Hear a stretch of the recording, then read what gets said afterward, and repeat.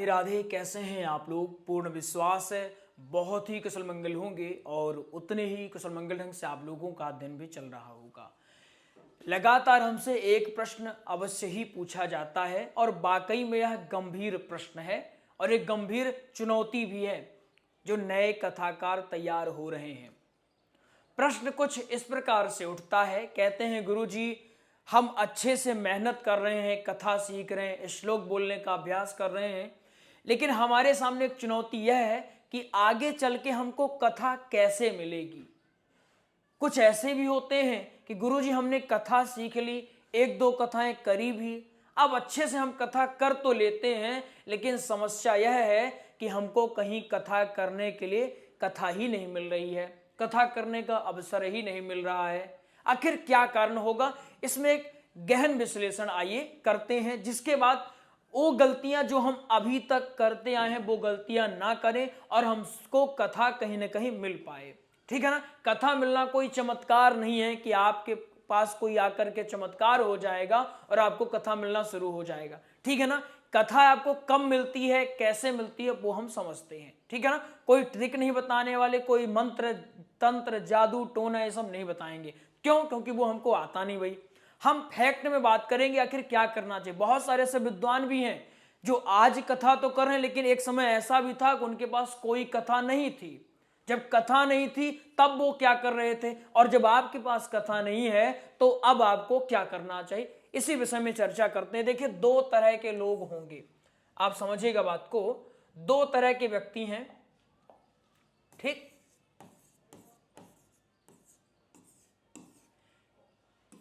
ए और ये दूसरे कौन है? दूसरे हैं बी। दोनों ने कथाओं का अध्ययन बढ़िया से किया। अब एक जो ए है, इसने क्या किया? ये सिर्फ काम चलाऊं यानी कि जुगाड़ू वक्ता बना है ना? जुगाड़ू वक्ता। और जो जुगाड़ू वक्ता है उनके लिए यह क्लास बिल्कुल नहीं है। जो ऐसे वक्ता हैं कि जिन्होंने बढ़िया ढंग से भागवत कथा का अध्ययन किया है, ठीक है ना, या फिर बढ़िया ढंग से श्री राम कथा सीखा है, ठीक है ना? बढ़िया ढंग से सीखने का मतलब क्या होता है? श्लोकों में अच्छी पकड़ है, प्रसंग शानदार ढंग से बोल पा रहे हैं, अटक नहीं रहे, दृष्टांत इतने ढंग से हो रहे हैं कि क्या ही बता दें, है ना? हर तरह से योग्य हैं। उनके बारे में बात करने जा रहे हैं कि आखिर हमको क्या करना चाहिए जिससे आगे चल के हमको अच्छे से कथाएं मिले। आखिर हम क्या गलतियां करते हैं जिस वजह से हमको कथाएं नहीं मिल रही हैं। और ऐसा भी समय हो जाता है कि आपने देखा होगा, अभी न मिलना शुरुआती दौर है, ठीक समझ में आता है, एक लंबे अंतराल तक न मिलना, उसका क्या प्रमुख कारण होगा उसको समझाते हैं। देखिए, उसमें पहला कारण ये है कि आप बिना सीखे यानी ज्ञान के अभाव में ही स्वयं को वक्ता घोषित कर देना। आपने अक्सर बहुत सारे लोगों को देखा होगा, ज्ञान के अभाव में, ज्ञान नहीं है फिर भी जैसे ही उन्होंने देखा कि हमसे दो श्लोक भागवत के बनते हैं, सच्चिदानंद रूपाय और जन्माद्यस्य, इतने श्लोक हमारे आ गए, मतलब हम एक कथाकार हो गए। अपने आप को एक बड़ा विद्वान समझने लगते हैं, अपने नाम के आगे न जाने कौन कौन सी उपाधियां लगाने लगते हैं, जबकि उस उपाधि के योग्य है नहीं, फिर भी वो लगाना शुरू कर देते हैं। शुरू शुरू में उनको बड़ा आनंद आता है, लेकिन यह आनंद कब दुख में परिवर्तित हो जाता है आप देख भी नहीं सकते हैं। अब आप विचार करो, ये जो स्वघोषित कथाकार हैं, अपने आप से ही घोषणा कर लिए कि हम एक कथाकार हैं, अपने आप से ही मान लिए कि हम एक विद्वान हैं, ना कभी गुरुकुल का मुख देखा, ना कभी गुरुजी के सानिध्य में रहे, ऑनलाइन ऑफलाइन कहीं से कभी सीखा नहीं, ना कभी नोट्स का अध्ययन किया, ना किसी ग्रंथ का अध्ययन किया, ना किसी के सानिध्य में रह के पठन पाठन का कार्य किया, और अपने आप को घोषित कर दिया कि हमने कथा सीखी है, हमसे कथा करवाने के लिए संपर्क करो। यही तक नहीं, वो अपनी छोटी छोटी वीडियो डालना शुरू कर देते हैं, ठीक?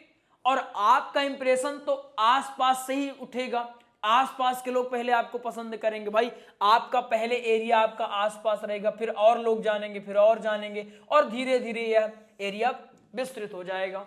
लेकिन अब आपने शुरू में ही गड़बड़ कर लिया, जो आपको जानने वाले थे उनके सामने आपने उटपटांग बोल दिया। अब मानिए आपने अपने आप को घोषित तो कर लिया कि मैं एक अच्छा वक्ता हूं, और आपने अपनी एक वीडियो डाली या कोई अपना वक्तव्य प्रसारित किया, और उस वक्तव्य में यदि त्रुटि है तो क्या दोबारा आपको वो लोग सुनेंगे? विचार करिए थोड़ा सा। इस विषय में जितनी कम चर्चा हुई है, हमको लगता है उतनी ज्यादा चर्चा इसमें होनी चाहिए। क्यों? क्योंकि यह गंभीर विषय है। इससे दो चीजें गड़बड़ होती हैं। पहली तो जो नए कथाकार हैं उनको कथा धीरे धीरे मिलना बंद हो जाएगी, पक्की बात है। दूसरी, समाज को गलत मैसेज जाएगा। क्यों? क्योंकि आप रटंतु चीजें बोलेंगे, फैक्ट कुछ रहेगा ही नहीं, तथ्य के अभाव में आप बातें कहेंगे। भाई जब ज्ञान ही नहीं तो तथ्य कैसे दे पाओगे?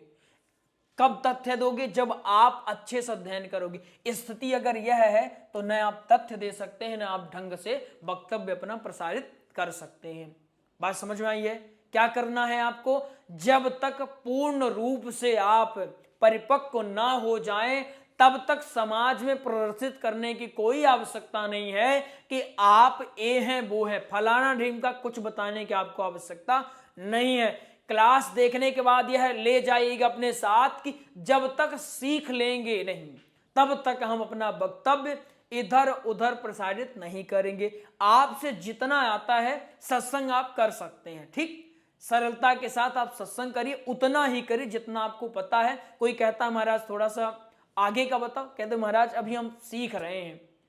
हमेशा सीखने वाली इच्छा रखिए, अभी हम सीख रहे हैं महाराज, जब थोड़ा सा और बनेगा तो हम फिर कथा जब करना शुरू करेंगे आपको अवश्य सुनाएंगे। गलत सुनाने से अच्छा है मान लें कि हमको ये नहीं आता है, ठीक। अपने आप को विद्वान मान लेना ही सबसे बड़ी कमी है, समझ गए?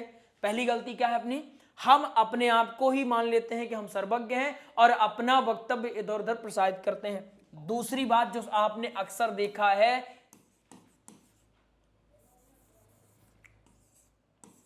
सीखने की इच्छा न होना। आपने ये भी गौर किया होगा, भाई देखो, जो सीखता रहता है समय के साथ वो समय के साथ चलता रहता है, उसका दौर कभी भी समाप्त नहीं होता है। आपने गौर किया होगा सबसे शुरू में कैसे फोन आए थे, छोटे छोटे वो डब्बे वाले, फिर आगे बढ़े तो कीपैड वाले, अब कीपैड कहीं नजर नहीं आते, टच वाले आ गए, टच वाले आए उससे भी अपग्रेड हो गए, है ना, उसमें भी महंगे महंगे हो गए। एक छोटा सा फोन होता है वो भी अपने आप को अपग्रेड करता है, और जब अपग्रेड करता है तो ही वो चल सकता है। अगर 2 बार 3 बार अपग्रेड ना करो तो वो लैग करेगा, है ना, वो हैंग मारने लगेगा, वो धीरे स्लो हो जाएगा। क्यों? क्योंकि वो नया कुछ नहीं सीखा, अपने कुछ नयापन नहीं किया। तो आप भागवत सीख रहे हैं, राम कथा सीख रहे हैं, कुछ भी सीख रहे हैं, जब तक आप नयापन नहीं करेंगे, आप सोचो कि जो आपने आज से 20 साल पहले सीखा था, 10 साल पहले सीखा था, उसी को आज अप्लाई करोगे, उसी हिसाब से अप्लाई करोगे तो गड़बड़ हो जाएगा। देखना आप, अगर आपके श्रोता कौन है? आपके श्रोता हैं युवा, और युवा हैं आपके श्रोता, तो आपको अपना वक्तव्य उनके आधार पर देना पड़ेगा जिससे वो समझ पाए, ठीक। अगर आपके युवा जैसे 21 से लेकर के 30 हो गए, अगर आपके युवा कैसे हैं, आपके युवा 55 से लेकर के 70 साल वाले हैं, तो फिर आपको इस आधार पर अपना वक्तव्य प्रसारित करना चाहिए। आपने देखा होगा प्रेमानंद महाराज जी को, वो जब अपना वक्तव्य देते हैं, जैसे लोग आते हैं, जैसे वो समझ सकते हैं, उसके आधार पर अपना वक्तव्य प्रसारित करते हैं। यही कारण है उनको लाखों लोग सुन रहे हैं, ठीक। और आप सोचते हैं कि आपने जो एक चीज सीख ली है, जो आपने एक बार कुछ सीखा है, बस वही आप जीवन भर अप्लाई करो, ऐसे कैसे हो सकता है? आपको नयापन लाना पड़ेगा। तो आज से सीखने की इच्छा जागृत करिए और हमेशा नया सीखने का प्रयास करिए, ठीक। समय के हिसाब से अपने को चलना चाहिए, ठीक। बात समझ में आ गई है? समय के हिसाब से नहीं चलेंगे तो आप धीरे धीरे पीछे हो जाएंगे। क्लियर है बात? एक बात और इसमें है, तीसरी बात वो है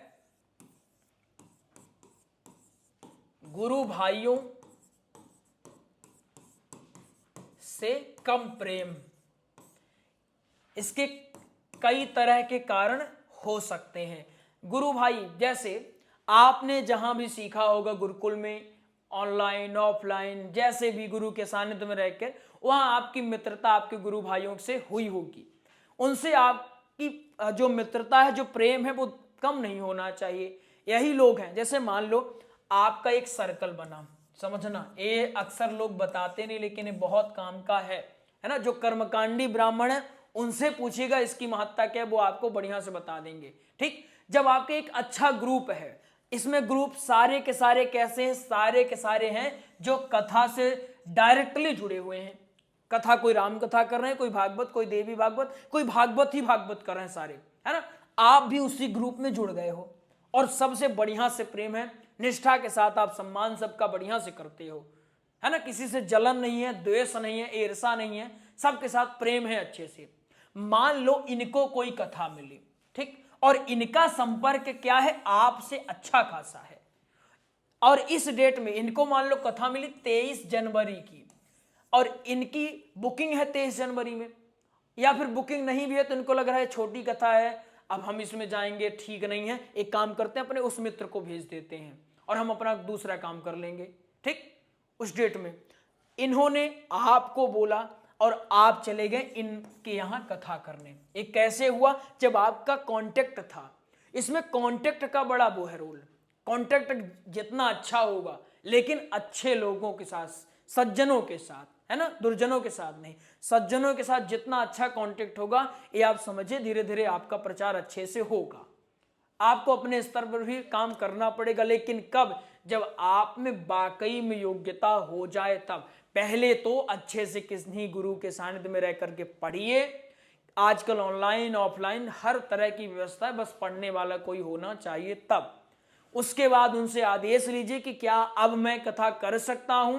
बिल्कुल, जब आप कहीं क्लास लोगे तो वो आपको खुद ही बता देंगे कि बेटा अब आपको यहां से अपना प्रचार करना चाहिए, कब आपको प्रचार करना चाहिए, कब प्रचार बिल्कुल नहीं करना चाहिए, ठीक है ना, और कब प्रचार का लेवल अप कर देना चाहिए, वो आपको एक गुरुजी बिल्कुल बता देंगे।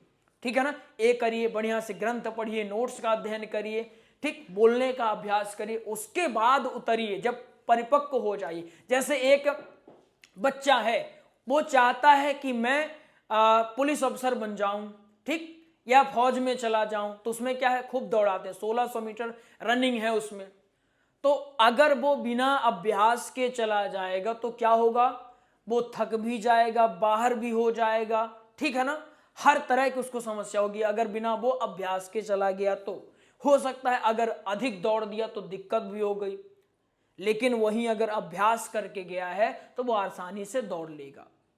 परीक्षा जब आप देते हैं तो परीक्षा से पहले खूब अभ्यास करते हैं।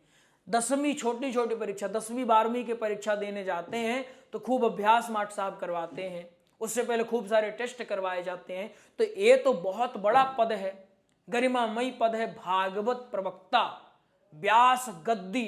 नाम अगर कोई नाम महत्ता समझा होगा तो व्यास गद्दी अपने आप में ही पूर्ण है। जिसको नहीं पता तो उसको लगेगा ये तो बस नाम है।